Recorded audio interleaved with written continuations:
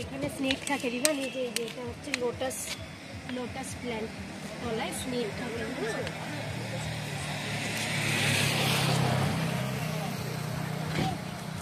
আর দুবার খাবো।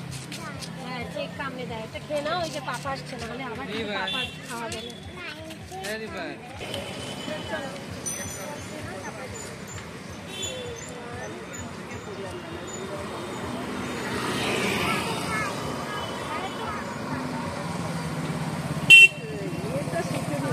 পাঞ্জাবিতে পড়ো।